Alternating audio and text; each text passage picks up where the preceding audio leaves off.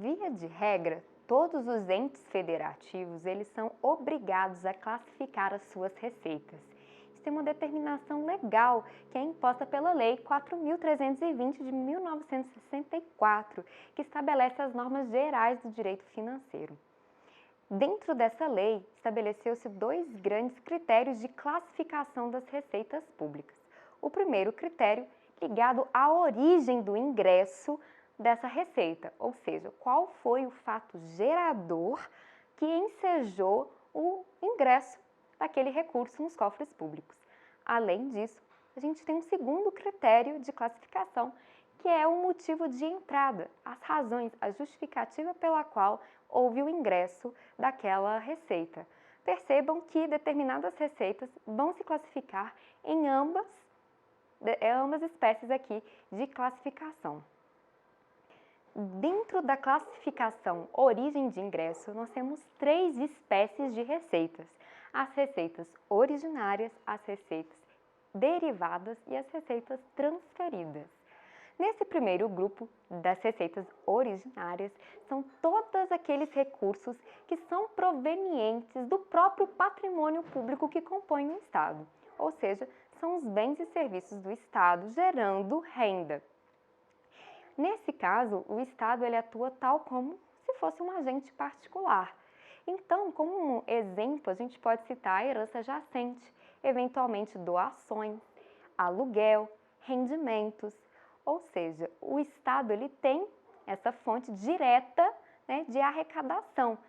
Nesse caso, a gente pode dar como exemplo, né, e aproveitando, né, o contexto global atual, por exemplo, a apresentadora de televisão, Xuxa Meneghel, ela doou aos cofres públicos a quantia de R$ 1 milhão para tratamento, né, da doença relativa ao coronavírus.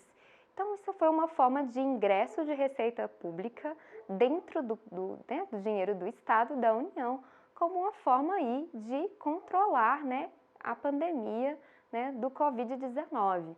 Além disso, a gente pode pensar que o poder público ele também conta com diversos prédios, né, e departamentos e que, se porventura estiverem ociosos, ele pode também alugá-los para particulares.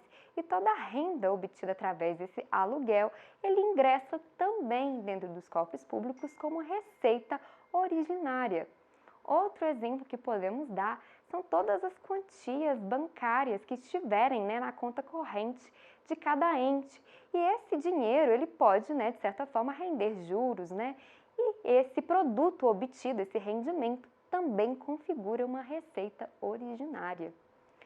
De outro lado, nós temos uma segunda espécie de receita pública dentro da forma de origem de ingresso, que são as receitas derivadas. Nesse caso, a relação é de extrema hierarquia entre administração pública e administrado.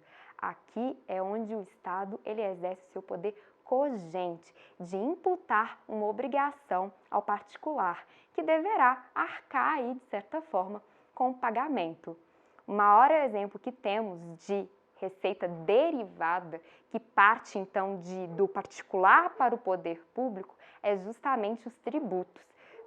Vejam, o tributo ele não parte direto dos bens e serviços do Estado. Ele parte do patrimônio ou dos serviços ou da circulação de mercadorias, por exemplo, do particular. E o Estado, por meio da sua força coercitiva, obriga os contribuintes a arcarem com o pagamento desses tributos. Outro grande exemplo são as penalidades que podem ser aplicadas eventualmente em algum processo administrativo. Uma fiscalização, por exemplo, toda questão envolvendo, às vezes, o código de postura, eventual multa, ela entra também nos cofres públicos como receita pública derivada. Por fim, nós temos também as denominadas receitas públicas transferidas, que elas ocorrem de transferência. Aqui é uma relação entre ente com outro ente. Pode passar, por favor. Temos, então, duas formas de transferências previstas na nossa Constituição e no nosso ordenamento jurídico como um todo. A primeira é a transferência obrigatória. ela é obrigatória justamente por força da Constituição, que prevê nos artigos 157 a 162 hipóteses de produtos obtidos através da arrecadação de determinado tipo de imposto haver uma repartição entre outros entes. Vou dar exemplo e eu acho que vocês vão se lembrar.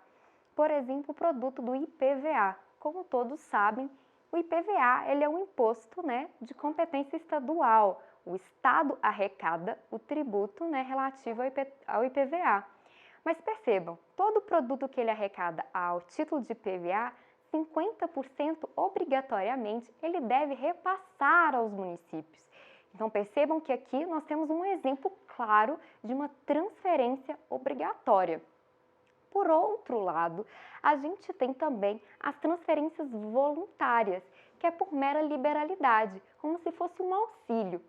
Essa espécie de transferência, ela está prevista no artigo 25 da Lei de Responsabilidade Fiscal, que dispõe o seguinte, que dentro dessa lei complementar, que é a Lei de Responsabilidade Fiscal, é possível entregar recursos sempre para cooperação, auxílio ou assistência financeira que não tenha cunho constitucional. Ou seja, nesse caso, há uma mera liberalidade do ente, por exemplo, a União transferir determinada quantidade aí de recursos para estados e municípios diante de uma calamidade pública. É totalmente possível. Aqui, a única questão que envolve é a liberalidade, é a boa vontade e o auxílio de um ente em colaborar com o outro.